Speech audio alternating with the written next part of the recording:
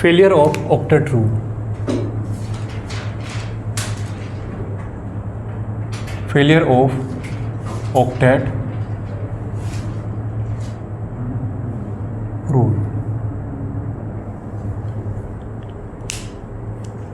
Failure of octet rule ना।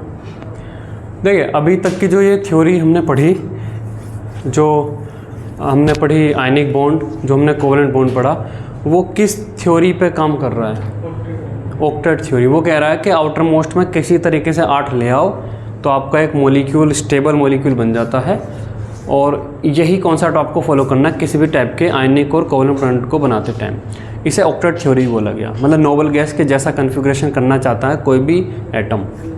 लेकिन हमें जब कोवेलेंट बॉन्डिंग में हमने देखा, हमने बहुत सारे मॉलिक्यूल ऐसे देखे जो जिनमें आउटरमोस्ट शेल में या तो 8 से कम थे, that means short of octet थे, या आउटरमोस्ट शेल में 8 से ज़्यादा हो जा रहे थे, फिर भी ऐसे बहुत सारे मॉलिक्यूल स्टेबल थे। तो अगर ऑक्टेट थ्योरी ही मॉलिक्यूल के फॉर्मेशन का थ्योरी है, तो फिर जिनमें 8 से कम हो जा रहे हैं वो मॉलिक्यूल क्यों स्टेबल हैं? जिनमें 8 से ज़्यादा हो जा रहे हैं, जिनमें ऑक्टेट एक्सपेंड हो जा रहा है, 10 हो जा रहे हैं, 12 हो जा रहे हैं, वे मॉलिक्यूल कैसे स्टेबल हैं? ठीक है, तो यहीं पर हम पढ़ेंगे फिर ये point of failure of octet theory, और कुछ पॉइंट्स और भी जानेंगे कि ऑक्टेट थ्योरी के बेस्ड पे जो हम बॉन्डिंग समझ रहे हैं उसमें और क्या क्या कमियां हैं, क्या क्या चीज़ें हैं जो ऑक्टेट थ्योरी के थ्रू हमें नहीं पता चल पाती। तो इसमें लिखिए, there are several stable molecules, there are several stable molecules, there are several stable molecules known, several stable molecules known in which octet is violated, in which octet is violated, in which octet is violated, that is atoms in these molecules, that is atoms in these molecules, that is atoms in these molecules have number of electron, have number of electron in the valency shell, have number of electron in the valency shell either short of octet, either short of octet or more than octet, or more than octet, और more than octet. Example में यहाँ पर देखते हैं, देखिए BeCl2, BeCl2 में beryllium के पास 4 electron हो पाते हैं। ठीक है, अगला देखिए BF3, BF3 में बोरॉन के पास 6 इलेक्ट्रॉन हो पाते हैं। BCl3 अगेन 6 हो पाते हैं। BBr3, BBr3 6 हो पाते हैं। BI3 6 हो पाते हैं। AlCl3 6 इलेक्ट्रॉन हो पाते हैं। तो ये बहुत सारे मॉलिक्यूल हैं जिनमें कि ऑक्टेट से कम है, और ये मॉलिक्यूल खूब बढ़िया से स्टेबल हैं। अगला देखिए PCl5, PCl5 में फास्फोरस के पास 10 इलेक्ट्रॉन हो जाते हैं, मतलब 8 से ज़्यादा हो जाते हैं, और PCl5 स्टेबल है। अगला देखिए SF6, SF6 में सल्फर के पास 12 इलेक्ट्रॉन हो जाते हैं, और SF6 एक स्टेबल मॉलिक्यूल है। अगला देखिए IF7, IF7 में I के पास 14 इलेक्ट्रॉन हो जाते हैं, और IF7 भी एक स्टेबल मॉलिक्यूल है ना। तो बहुत सारे ऐसे मॉलिक्यूल हैं, लाइन लगी हुई है, मतलब 50 मॉलिक्यूल हो जाएंगे जिनमें या तो 8 से कम इलेक्ट्रॉन है या फिर 8 से ज़्यादा इलेक्ट्रॉन है, और वे ठीक ठाक स्टेबल हैं। अगर 1-2 होता तो कुछ मान सकते थे, लेकिन बहुत सारे ऐसे मॉलिक्यूल हैं जिनमें ऑक्टेट थ्योरी किसी भी तरीके से काम नहीं कर रही, ऑक्टेट वॉयलेट हो रहा है, और फिर भी मॉलिक्यूल स्टेबल हैं। इसका मतलब बॉन्डिंग के लिए ऑक्टेट का होना कोई नेसेसरी थ्योरी नहीं है ना। वहीं अभी हम और जानेंगे कि ऑक्टेट थ्योरी अगर आप फॉलो करते हो तो बहुत सारी चीज़ें हैं जिनके आपको जवाब पता नहीं है ना। चलिए ये लिखिए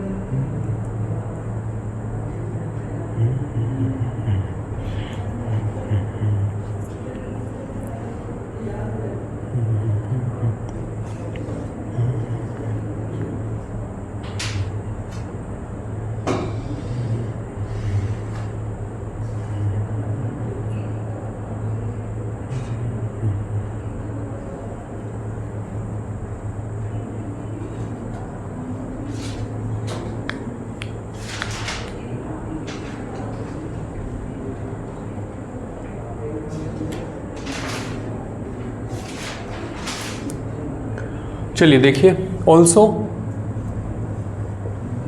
octet theory does not explain the following, does not explain the following.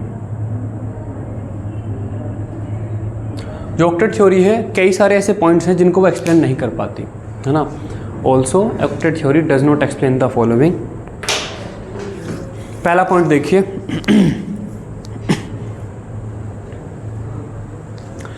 पहला पॉइंट देखिए कि दो एटम हैं, उनके बीच में किस तरीके का फोर्स है जिसकी वजह से वे एक दूसरे से अटैच हो रहे हैं।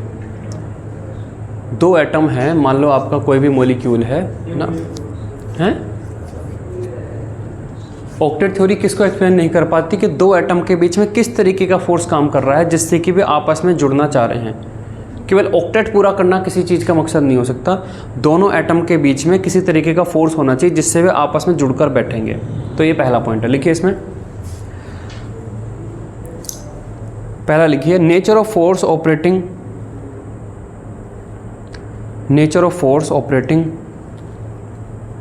Between the atoms forming a molecule।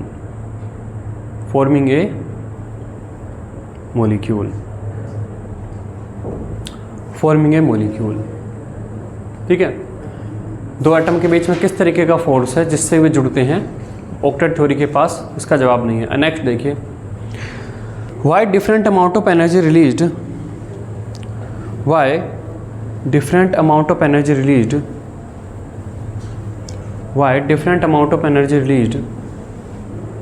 during the formation of different molecule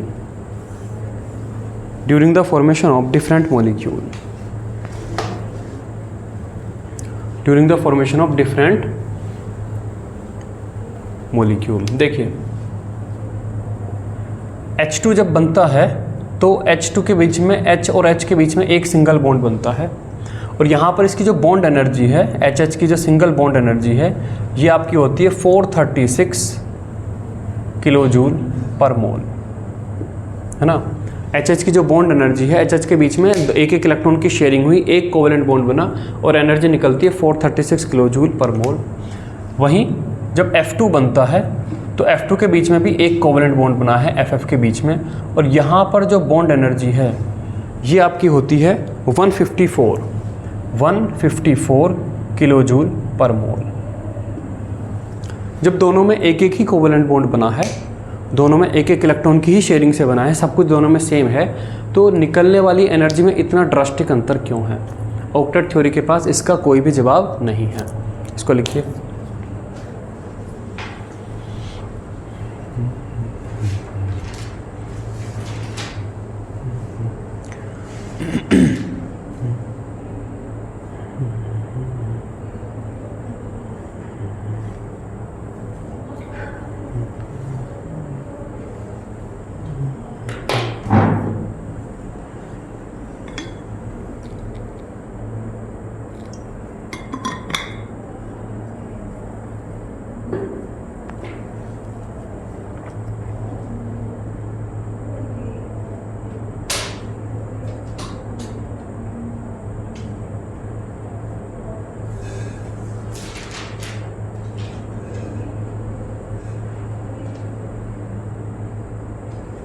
चलिए नेक्स्ट पॉइंट देखिए, ऑक्टेट थ्योरी के थ्रू हमें मॉलिक्यूल की जो ज्योमेट्री या शेप आ रही है, जैसे H2O मॉलिक्यूल सीधा HOH नहीं है, H2O मॉलिक्यूल में O है, फिर H और H ऐसे लगे हुए हैं, है ना।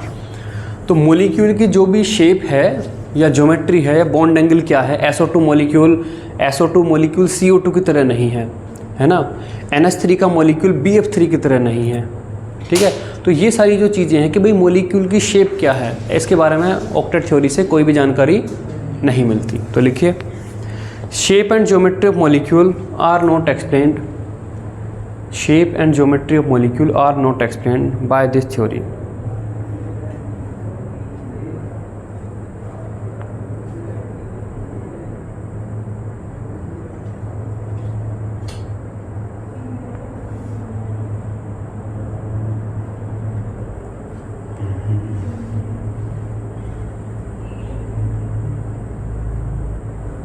ठीक है। और नेक्स्ट पॉइंट है कि जब इस थ्योरी का जो बेसिस है वो ऑक्टेट ही है, जब ये थ्योरी कहती है कि भाई हम नोबल गैस के आउटर मोस्ट शेल में 8 इलेक्ट्रॉन हैं और नोबल गैस बहुत स्टेबल है, तो 8 इलेक्ट्रॉन किसी तरीके से हो जाएं तो वो चीज़ स्टेबल है, तो ऐसे बहुत सारे मॉलिक्यूल जिनमें 8 से कम है और 8 से ज़्यादा है, फिर उनकी स्टेबिलिटी की क्या एक्सप्लेनेशन है? उनकी स्टेबिलिटी की भी तो एक्सप्लेनेशन होनी चाहिए। क्या एक्सप्लेनेशन है? इस थ्योरी के पास इसका कोई जवाब नहीं है। तो लिखिए, why the molecule are stable, why the molecule are stable in which central atom have in which central atom have in which central atom have either less than 8 electron, either less than 8 electron or more than 8 electron in the outermost shell,